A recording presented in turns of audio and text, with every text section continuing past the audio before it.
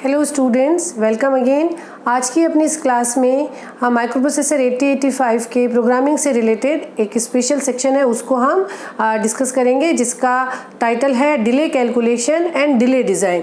Basically यहाँ पे delay का टेक्निकल मीनिंग क्या है कि जब भी हम माइक्रो प्रोसेसर 8085 में एक सेट ऑफ इंस्ट्रक्शन को एग्जीक्यूट करने के लिए कमांड देते हैं, तो माइक्रो प्रोसेसर उस सेट ऑफ इंस्ट्रक्शन को एग्जीक्यूट करने के लिए हर इंस्ट्रक्शन के अकॉर्डिंग कुछ टी स्टेट्स कंज्यूम करते हुए एक टाइम जो है वो सर्किट में कंज्यूम करता है।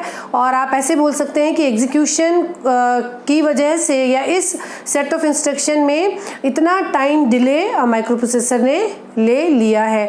ये जो टाइम डिले है बेसिकली ये अगर आप इसे एप्लीकेशन पार्ट पे इसका एग्जांपल देखें तो ये प्रोग्रामर को एक टास्क भी दिया जाता है कि आप एक write program to generate 50 millisecond time delay in the circuit. ठीक है, तो इस तरह से भी आपका ऑब्जेक्ट हो सकता है। उसका एग्जाम्पल आप देख सकते हैं कि मान लीजिए एज ए प्रोग्रामर आपको ट्रैफिक लाइट कंट्रोलर जो है उसका कंट्रोल प्रोग्राम लिखने के लिए कहा गया है। तो ट्रैफिक लाइट में आपकी जो लाइट्स हैं रेड, ग्रीन और येलो। ठीक है, आपका जो ऑब्जेक्ट है वो ये रहेगा कि पहले जो आपकी रेड है, रेड लाइट ऑन हो जाए और बाकी दोनों लाइट्स उस वक्त ऑफ रहे, और रेड लाइट के ऑन होने के बाद 30 सेकेंड के बाद रेड ऑफ हो जाए और ग्रीन ऑन हो जाए। ठीक है, फिर उसके फर्दर 30 सेकेंड बाद आपका जो येलो लाइट है वो ऑन हो जाए, बाकी सारी दोनों लाइट्स ऑफ हो जाए, एज वेल एज जो आपकी येलो है वो आपकी 10 सेकेंड के गैप के बाद रेड जो है वो वापस ऑन हो जाए। तो इस जो आपका सेट ऑफ इंस्ट्रक्शंस है या सेट ऑफ जो आपके टास्क है उनको एग्जीक्यूट करने के लिए सबसे पहला आप कमांड देंगे कि ऑन रेड लाइट, ठीक है, as well as of green and yellow. फिर आप ये कमांड देने के बाद में आप एक सेट ऑफ इंस्ट्रक्शन लिखेंगे जो कि 30 सेकेंड का सर्किट में डिले प्रोवाइड करेगा। मतलब उस एग्जीक्यूशन को कंज्यूम करने में, उस एग्जीक्यूशन को कंप्लीट करने में माइक्रो प्रोसेसर को 30 सेकेंड लग जाएंगे, और उस लूप से जब माइक्रो प्रोसेसर बाहर आएगा तो उसे नेक्स्ट इंस्ट्रक्शन मिलेगा जो कि लिखा जाता है ऑन ग्रीन ऑफ रेड। ठीक है, फिर वो इस इंस्ट्रक्शन को एग्जीक्यूट करने के बाद वापस आप एक सब रूटीन कॉल करते हैं जो कि एक डिले का प्रोग्राम आपने बना दिया है। उस डिले में आप केवल काउंटर की सेटिंग बदल के उसको कभी 10 सेकंड के लिए डिले प्रोग्राम बना लेते हैं, कभी 30 सेकंड के लिए। तो आप अपना मेन प्रोग्राम लिखते जाते हैं और उस मेन प्रोग्राम में आप जब सब रूटीन कॉल करते हैं तो सब रूटीन आपका डिले का प्रोग्राम होता है, और एग्जीक्यूशन में माइक्रो प्रोसेसर का उतना टाइम लग जाएगा। माइक्रो प्रोसेसर मेन प्रोग्राम में 30 सेकंड के बाद आएगा और नेक्स्ट जो इंस्ट्रक्शन है उसको एग्जीक्यूट कर लेगा। तो जो आपने डिले डेलिबरेटली प्रोवाइड किया था वो आपके एक एक इंस्ट्रक्शन में गैप, टाइम के एग्जीक्यूशन में गैप लाता जा रहा है और आपका पर्पस सॉल्व होता जा रहा है। ठीक है, तो यहाँ पे हम इस पे जो आपके बेस जो प्रॉब्लम आएगी, ठीक है, delay calculation and delay design. ठीक है, डिले के लिए एक और स्पेशल हमारे माइक्रो प्रोसेसर के इंस्ट्रक्शन सेट में एक प्रोग्राम है नो ऑपरेशन। ये कोई भी ऑपरेशन नहीं करके देता है, इसके बाद कोई भी अर्थमेटिक और लॉजिकल ऑपरेशन नहीं होते, बस होता है। और ये स्पेशली बनाया ही गया है सर्किट में डिले प्रोवाइड करने के लिए। ठीक है ना, तो यहाँ पे जब हमें डिले प्रोवाइड करना है या एक ये हमारा ये भी एक ऑब्जेक्ट हो सकता है, तो हमें इस जो टॉपिक को है उसे भी डिटेल में पढ़ना होगा। अब एज ए स्टूडेंट आपके पास डिले से रिलेटेड जो प्रॉब्लम होगी वो दो तरीके से हो सकती है। एक प्रॉब्लम में आपको सेट ऑफ इंस्ट्रक्शन दिया जाएगा और पूछा जाएगा कि इस सेट ऑफ इंस्ट्रक्शन को एग्जीक्यूट करने में कितना टाइम डिले माइक्रो प्रोसेसर को लग जाएगा, और उस कंडीशन के साथ आपको ये भी दिया जाएगा कि माइक्रो प्रोसेसर की ऑपरेटिंग फ्रीक्वेंसी क्या है। तो आप उस कंडीशन में जब भी डिले से रिलेटेड आप प्रॉब्लम्स को सॉल्व कर रहे हैं तो पहला जो आपका टारगेट रहेगा वो ये रहेगा कि आप टोटल टी स्टेट्स कितनी एग्जीक्यूशन में लग रही है उन्हें कैलकुलेट करते हैं, और उससे आप माइक्रो प्रोसेसर की ऑपरेटिंग फ्रीक्वेंसी से आप एक क्लॉक पीरियड निकाल लेते हैं। T states is basically clock time, ठीक है, और उस डेटा से आप फाइनल एग्जीक्यूशन टाइम, जिसे कि डिले टाइम बोला है, उसे कैलकुलेट कर लेते हैं।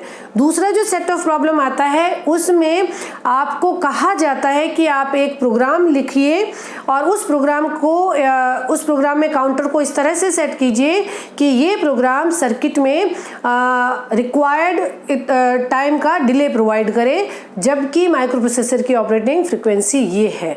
तो एक में आपको टोटल टी स्टेट्स कैलकुलेट करनी होगी और टाइम निकालना होगा। दूसरे में टाइम गिवन है तो आपको काउंटर सेट करना होगा कि कितनी बार हम हमारे ओरिजिनल लूप को एग्जीक्यूट करें, ताकि हमारा जो मेन प्रोग्राम का एग्जीक्यूशन है वो इतना डिले सर्किट में प्रोवाइड कर सके। तो अभी आज के इस वीडियो में हम फर्स्ट टाइप ऑफ प्रॉब्लम, जिसमें कि गिवन सेट ऑफ इंस्ट्रक्शन से कितना डिले सर्किट में जनरेट होगा, उसे कैलकुलेट करना सीख रहे हैं। We are discussing delay calculation and delay design will be discussed in next video, ठीक है। तो इसका एक एग्जाम्पल प्रॉब्लम लेके चलते हैं, जिसमें आपसे कहा गया है कि calculate the time delay for following program execution over the microprocessor 8085। यहाँ पे माइक्रोप्रोसेसर 8085 है, तो हम ये एक्सपेक्ट कर रहे हैं कि आपको उसकी ऑपरेटिंग फ्रीक्वेंसी पता है, ठीक है, 3 मेगाहर्ट्ज। जनरली जब आपको डिले कैलकुलेट करने की प्रॉब्लम दी जाएगी तो हर इंस्ट्रक्शन के एग्जीक्यूशन में लगने वाली टी स्टेट्स भी आपको दे दी जाती है। अगर आपका कम नंबर का प्रॉब्लम है या एग्जामिनर थोड़ा सा लीनियंट है और आपके लिए एक सॉफ्ट कॉर्नर रखता है, या आप ऑब्जेक्टिव प्रॉब्लम जो है वो सॉल्व कर रहे हैं, तो टी स्टेट्स दे दी जाएगी। लेकिन अगर हम इंजीनियरिंग सर्विसेज का या यूपीएससी का कोई और सब्जेक्टिव प्रॉब्लम फेस कर रहे हैं, तो वो भी ये एक्सपेक्ट कर सकते हैं कि हर इंस्ट्रक्शन के एग्जीक्यूशन में लगने वाली टी स्टेट्स भी आपको याद है। तो आपको एक एक्स्ट्रा एज भी अपने कमांड में जनरेट करनी होगी कि आप इंस्ट्रक्शन सेट को टी स्टेट्स के साथ भी डिटेल में लर्न करें। जैसे कि हमने इंस्ट्रक्शन सेट के अपने प्रीवियस वीडियोज़ में जब डिस्कशन हमने किया है, तो हमने सारी रिलेटेड प्रॉब्लम्स को, सारी रिलेटेड डेटा को स्टेप बाय स्टेप उनको एक जगह पे हमने कंक्लूड किया है, ताकि आप उसे रिकॉल कर सकें। तो ये आपको इन केस आपसे एक्सपेक्ट भी की जा सकती है कि आपको याद है। अभी के लिए जो हमारा एग्जाम्पल प्रॉब्लम है उसमें हमें दिया गया है, एक फर्स्ट इंस्ट्रक्शन है MVI B06H। एक आपने काउंटर सेट कर लिया जिसमें आपने रजिस्टर बी में अपना एक नंबर रख दिया। ये जो इंस्ट्रक्शन है वो एक बार एग्जीक्यूट होगा और उसके एग्जीक्यूशन में 70 स्टेट्स लगेगी। फिर आपने नेक्स्ट इंस्ट्रक्शन दिया DCR B, डिक्रीमेंट कीजिए बी के कंटेंट्स को 1 से, और इस एग्जीक्यूशन में 40 स्टेट्स लगेगी। डिक्रीमेंट करने के बाद आपने एक कंडीशनल जंप इंस्ट्रक्शन लगाया है। ये कंडीशनल जंप इंस्ट्रक्शन जो है वो कंडीशन चेक करेगा कि डिक्रीमेंट के बाद ये कंडीशनल जंप इंस्ट्रक्शन इस इंस्ट्रक्शन को फॉलो अप करता है, तो इस इंस्ट्रक्शन के जस्ट बाद जो भी फ्लैग कंडीशन है उस पे बेस्ड आपका एक कंडीशनल जंप इंस्ट्रक्शन होगा। वो ये चेक करेगा, यहाँ पे हमने लिखा है जंप ऑन नॉट 0, जब तक डिक्रीमेंट होके कंडीशन जो आपके बी के कंटेंट्स 0 नहीं है, तब तक ये इंस्ट्रक्शन ये कह रहा है कि आप लूप पे जंप कर जाइए। लूप आपने एक एड्रेस दिया है, ये एड्रेस कहाँ का है, जो प्रोग्राम काउंटर को वापस DCR B की तरफ लेके जा रहा है। जब तक जंप ऑन नॉट 0, जब तक B के कंटेंट 0 नहीं है, तब तक आप री एग्जीक्यूट कीजिए इस लूप को, और जब आपका लूप एग्जीक्यूट हो जाए तो you can come out of the आपका subset and move on the normal instruction set जो आपको दिया हुआ है। तो यहाँ पे हमें कैलकुलेट करना है कि ये सेट अगर दिया है तो कितनी बार ये लूप एग्जीक्यूट होगा और कितने टी स्टेट्स लग जाएंगे। यहाँ एक बात आपको ध्यान रखने की है कि जब आपको कंडीशनल जंप का इंस्ट्रक्शन दिया जाता है, तो कंडीशनल जंप में जब भी कंडीशन ट्रू है, मतलब जब भी जंप का स्टेप एग्जीक्यूट होगा, प्रोग्राम काउंटर जंप करेगा, ठीक है, तो टी स्टेट्स उसके जो लगेंगे एग्जीक्यूशन में वो 10 रहेंगी, 10 टी स्टेट्स लगेगी। सेकेंडली, अगर जंप ऑन नॉट जीरो, इस इंस्ट्रक्शन के बाद में जंप ऑन नॉट जीरो का ऑपकोड पढ़ने पर माइक्रो प्रोसेसर को फ्लैग कंडीशन से ऐसा लगता है कि ये कंडीशन नहीं ट्रू है, तो माइक्रो प्रोसेसर प्रोग्राम काउंटर को जंप ना करके नेक्स्ट इंस्ट्रक्शन पे ले जाएगा और उस कंडीशन में आपको 7 टी स्टेट्स जो है वो कंज्यूम करनी होगी। तो जब भी आपको कंडीशनल जंप का इंस्ट्रक्शन मिलेगा तो कंडीशनल जंप आपका जितने टाइम लूप एग्जीक्यूट हुआ है उसमें आपका 10 टी स्टेट्स लेता जाएगा, और जब कंडीशन नहीं ट्रू होगी, जब लास्ट टाइम जब वो बाहर आ रहा होगा लूप से, तब वो 7 टी स्टेट्स कंज्यूम करेगा। तो इस इंस्ट्रक्शन सेट में आप देखिए कि क्या स्टेप हो रहे हैं। एक बार आपने फर्स्ट, ये केवल एक बार एग्जीक्यूट होगा और बी में कंटेंट्स आ गए आपके 0 6, ठीक है। तो ये आपका डेटा वन टाइम एग्जीक्यूट होके यहाँ पे स्टोर हो गया। नेक्स्ट आपने क्या किया, DCR आपने बी जब किया तो बी क्या हो गया 0 5। इसे एग्जीक्यूट करने में कितने टी स्टेट्स लगी, 4 टी स्टेट्स। उसके बाद jump on not zero check किया गया, ये एग्जीक्यूट हुआ, हाँ 0 नहीं है, 5 इज नॉट इक्वल्स टू 0, तो ये जो जंप ऑन नॉट जीरो था उसकी कंडीशन ट्रू हो गई, नॉट 0, यस इट्स नॉट 0। तो आपका जो जंप का इंस्ट्रक्शन है वो कितने टी स्टेट्स लेगा, 10 टी स्टेट्स, ठीक। 10 टी स्टेट्स कंज्यूम होके प्रोग्राम काउंटर यहाँ आ गया, बी के कंटेंट्स हो गए 0 4, और इस डिक्रीमेंट में आपको 4 टी स्टेट्स कंज्यूम हो गए, और अभी भी बी 0 नहीं है, ये कंडीशन ट्रू है, तो जंप को लग गए। ये तो DCR में कितने इंस्ट्रक्शन लग रहे हैं और ये जंप में कितने टी स्टेट्स लग रहे हैं उनको हम लिख रहे हैं, ठीक है, 10 टी स्टेट्स। फिर आपका ये 0 3 होगा, ये 0 2 होगा, ये 0 1 होगा, और ये 0 0 हो जाएगा बी काउंटर, ठीक है ना, हर इंस्ट्रक्शन के बाद। तो जब तक ये हमारा काउंटर नॉन जीरो क्वांटिटी तक है, इस हर डिक्रीमेंट में 4 टी स्टेट्स लगेंगे, ये तो फिक्स है, ठीक है। और जब तक हमारा बी 0 नहीं हो रहा है तब तक जंप करता रहेगा प्रोग्राम काउंटर और 10 टी स्टेट्स लेता रहेगा। जब ये कंडीशन नॉट ट्रू होगी, जब हमारा काउंटर डिक्रीज होते होते 0 0 0 पे आ जाएगा, तो हमारा ये जो जंप का इंस्ट्रक्शन था ये ऑपकोड फैच करेगा, लेकिन ये जंप ना करके नेक्स्ट इंस्ट्रक्शन पे आ जाएगा जो जिसमें कि 7 टी स्टेट्स लगेंगे, ठीक है। तो अगर हम देखें कि कितनी टी स्टेट्स लग गई, ये 7 एक बार, प्लस ये आपका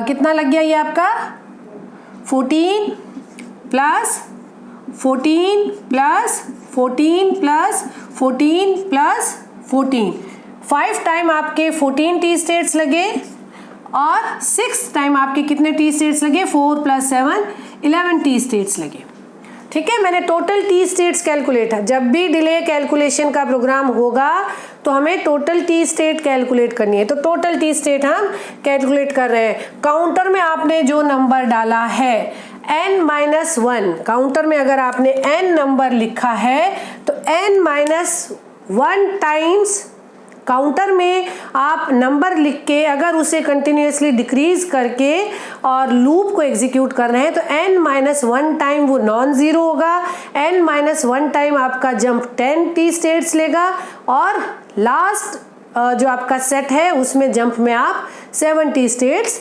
कैलकुलेट करिएगा या कंट्रीब्यूट करिएगा। तो आपने कितना हो गया, ये आपके आगे 7 + 70 +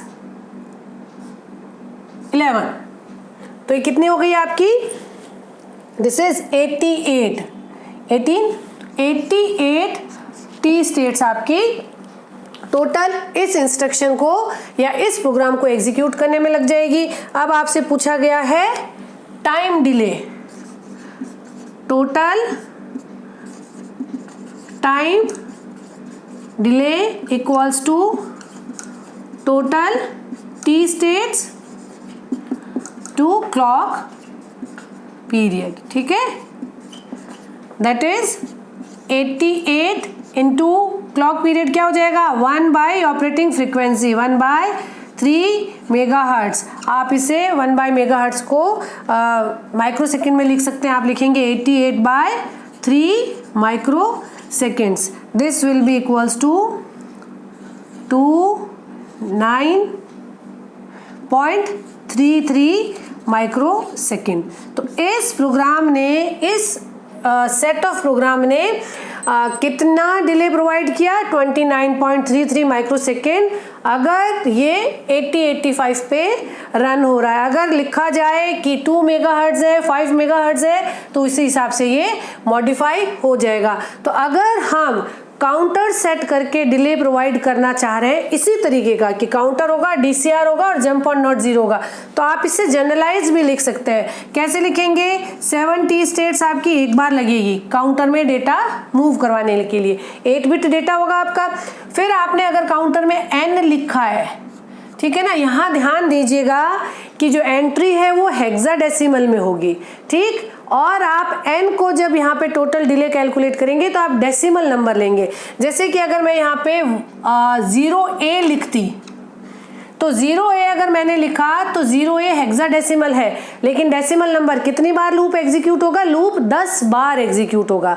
तो आप यहाँ पे जो हेक्साडेसिमल नंबर लिखा जाता है उस हेक्साडेसिमल नंबर का डेसिमल नंबर लीजिए और उसको n से ट्रीट कीजिए। कितनी बार? n is number of loop execution, number of loop execution, ठीक है ना, कितनी टाइम लूप एग्जीक्यूट हुआ है। अगर इसे हम एक जनरलाइज डिले का प्रोग्राम बना रहे हैं तो n equals to number of loop execution. तो यहाँ पे जो भी डेटा लिखा है, अगर मैं यहाँ पे 112h लिखती तो n क्या हो जाता? n आपका हो जाता 18, 2 + 16, ठीक है ना। तो हेक्साडेसिमल में जो एंट्री है उसे आप कन्वर्ट करके n निकालिएगा। तो ठीक है, ये n कितनी बार आपका लूप एग्जीक्यूट होता है? अगर n टाइम लूप एग्जीक्यूट होता है तो n-1 टाइम कितना टाइम लगता है? 4 + 10, ठीक है। और एक बार कितना टाइम लगता है? 4 + 7। ये 1 टाइम काउंटर सेट, ये n-1 time condition not true, और ये लास्ट टाइम कंडीशन ट्रू। तो ये आपका इस गिवन फॉर्मूले से आप कितना भी, जो भी आपको डिले दिया गया है उसमें से आप n को फाइंड आउट करके अपना डिले कैलकुलेट, अगर आपको डिले दिया हुआ है तो आप n कैलकुलेट कर सकते हैं, n दिया हुआ है तो आप टोटल डिले कैलकुलेट कर सकते हैं।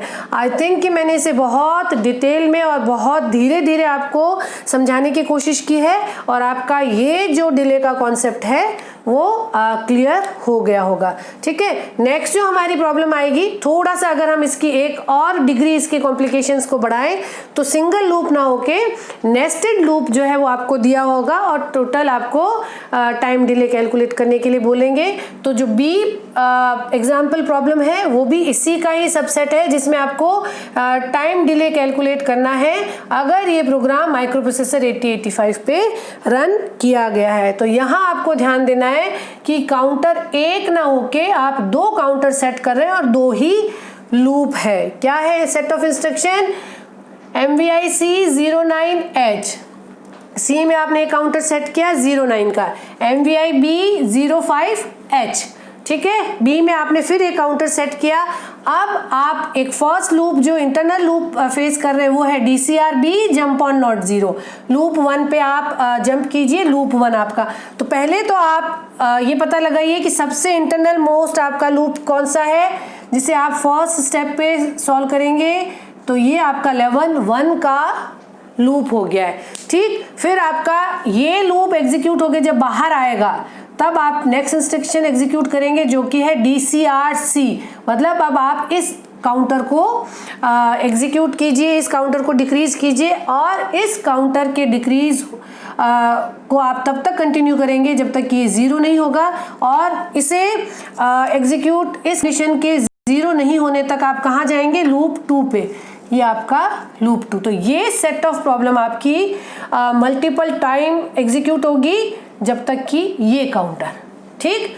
तो अब आपको जब भी नेस्टेड लूप से रिलेटेड डिले की प्रॉब्लम मिले तो आप उसे उतने ही स्टेप में कैलकुलेट करेंगे जितने की नेस्टेड लूप है। यहाँ पे अगर हमारे पास 2 लूप दिए गए हैं तो हम पहले इंटरनल लूप का टोटल टी स्टेट्स कैलकुलेट करेंगे और उस लूप की जगह हम टी स्टेट्स लिख देंगे। फिर हमारा जो आउटर प्रोग्राम था, मेन जो प्रोग्राम था, उसकी टी स्टेट्स हम निकाल लेंगे। अगर 2 से ज़्यादा आपके नेस्टेड लूप हैं तो थोड़ी सी ये जो कॉम्प्लेक्सिटी बढ़ गई है उसको आपको 2-3 स्टेप में रिप्लेस करते हुए आगे बढ़ना है ताकि मैनुअल एरर ना हो। तो पहले हम सबसे इंटरनल मोस्ट, ये लूप मल्टीपल टाइम चलेगा तो पहले हम इंटरनल मोस्ट लूप 1 का टोटल टी स्टेट्स कैलकुलेट कर ले। देखिए कितनी बार एग्जीक्यूट होगा। देखिए ये डिक्रीमेंट बी कर रहा है, बी में क्या डेटा है 0 5, तो ये लूप 5 टाइम्स आपका ये लूप एग्जीक्यूट होगा। ठीक है ना, 5 टाइम एग्जीक्यूट होगा तो उसमें क्या होगा 4 टाइम्स, तो ये कितना 2 ही इंस्ट्रक्शंस है, DCR और जंप ऑन नॉट 0। DCR ले रहा है 4 टी स्टेट्स, जंप जो है वो 0 नहीं होने तक 10 टी स्टेट्स ले रहा है। तो 4 टाइम्स तो कितनी 4 टाइम्स कितनी टी स्टेट्स लगेंगी 4 + 10। I am calculating total T states of loop 1।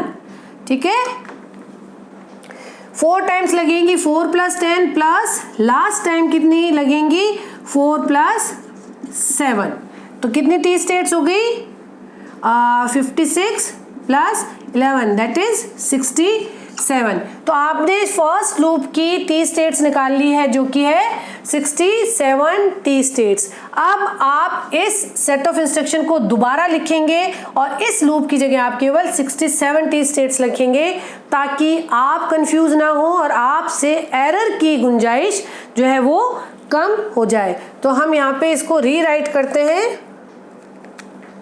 Rewrite कैसे करेंगे हम इसको, MVI C09 और MVI B05 और इसकी जगह मैंने लिख दिया 67 टी स्टेट्स। ठीक है, फिर मैंने लिखा DCR C, फिर मैंने लिखा जंप ऑन नॉट 0 लूप 2 और यहाँ पे आप लिखेंगे ये आपका लूप 2। ठीक है, अब आपका जो फर्स्ट जो इंटरनल लूप था वो 67 टी स्टेट से रिप्लेस हो गया है। अब हम वापस इसकी टोटल टी स्टेट्स कैलकुलेट, अब हम इसको रीराइट करने के बाद इस पूरे प्रोग्राम की टी स्टेट्स को कैलकुलेट करते हैं। आप ये देखिए कि ये आपका MVI C जो है वो लूप से बाहर है तो ये एक ही बार एग्जीक्यूट होगा, एक बार एग्जीक्यूट होगा और कितनी टी स्टेट्स लेगा 7 टी स्टेट्स लेगा। ठीक है, और आपका जो सेकेंड लूप है वो ये सेट ऑफ इंस्ट्रक्शन जो है वो आपका मल्टीपल टाइम्स, जिसमें कि MVI B भी आपका मल्टीपल टाइम जो है वो एग्जीक्यूट होगा। इस इंस्ट्रक्शन में 7 टी स्टेट्स लगेंगे। ये जो लूप था इंटरनल लूप वो 67 टी स्टेट्स लेगा। फिर DCR B जो है वो 4 टी स्टेट्स लेगा। जंप ऑन नॉट 0 जो है वो 10 और 7 टी स्टेट्स लेगा।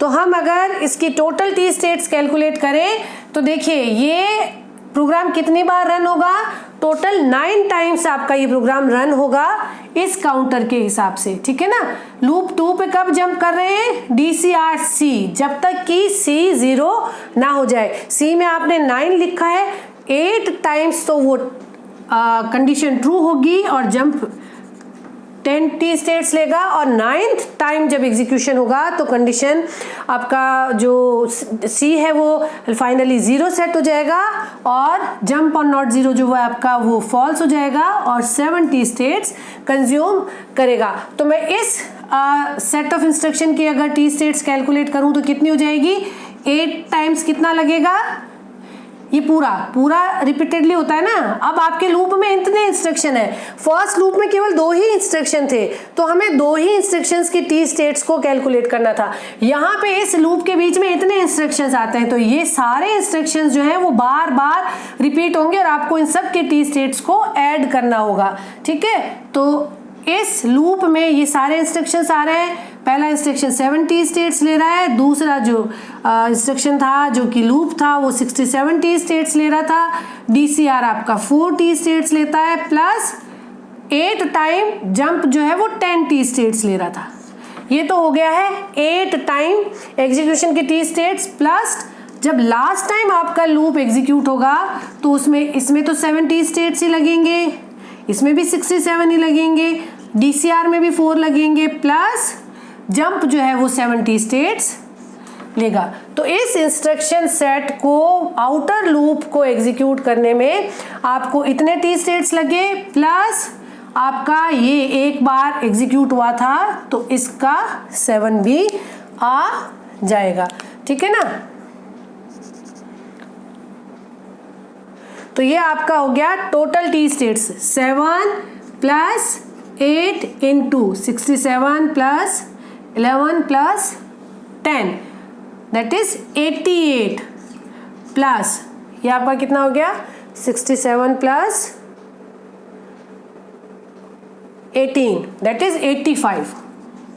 तो आपकी टोटल टी स्टेट्स कितनी आ गई 7 प्लस ये आपकी हो गई 4 और 704 है ना 6 प्लस 85। तो टोटल टी स्टेट्स आपकी आ गई है 7 plus 704 plus 85 that is 704 plus 92 तो दिस इज 796। तो आपकी टोटल टी स्टेट्स कितनी आ गई 796 टी स्टेट्स आपने इसको एग्जीक्यूशन में आपने कैलकुलेट कर ली है। तो total delay equals to 796 into clock period. Microprocessor 8085 के लिए बात हो रही है इसलिए 1/3 मेगा हर्ट्ज। आप इसे लिख सकते हैं 796/3 micro second. This will B 285.3। Is it okay 36 जा 18 सॉरी 36 जा 18 एंड 35 जा 15। तो ये आपका ऑलमोस्ट डिले आ जाएगा दैट इज 265.3 माइक्रो सेकेंड। तो नेस्टेड लूप है तो थोड़ा सा एक आपको और स्टेप केयरफुली करना है। मोस्ट इंटरनल लूप को टोटल टी स्टेट से रिप्लेस कीजिए और फिर लूप के बीच में आने वाले जितने भी इंस्ट्रक्शंस हैं उनकी टोटल टी स्टेट्स को आप कैलकुलेट कीजिए। n-1 टाइम्स आपका जंप है वो 10 ले लेंगे और जैसे जैसे काउंटर का नंबर बढ़ता जाता है तो ये जो 3 टी स्टेट्स का गैप है इसे आप इग्नोर भी कर सकते हैं। अगर ये जो आपने नंबर इसमें एंटर किया है ये आपका 100, 150, 200, 300 टाइम्स में हो और इतनी बार अगर आपका ये एग्जीक्यूट हो रहा हो इंस्ट्रक्शन तो आप उसे लमसम में अपना आंसर अगर ऑब्जेक्टिव ऑप्शन है तो आप उसे एज्यूम कर सकते हैं या आप उसे गेस कर सकते हैं कि कौन सा हमारा आंसर रहा होगा। तो ये हमने आज डिस्कस कर लिया है डिले कैलकुलेशन। अपने नेक्स्ट वीडियो में हम डिले डिज़ाइन का जो प्रॉब्लम है एक एग्जांपल प्रॉब्लम है उसे हम डिस्कस करते हैं कि जिसमें हमें ऑब्जेक्ट दिया गया है कि इस प्रोग्राम को आप इतने सेकंड का डिले प्रोवाइड करने के लिए डिज़ाइन कीजिए। आप इस पे और एग्जांपल प्रॉब्लम्स कीजिए, इससे मिलती जुलती और प्रॉब्लम्स को आप सॉल्व कीजिए। Keep learning, keep watching. Thank you.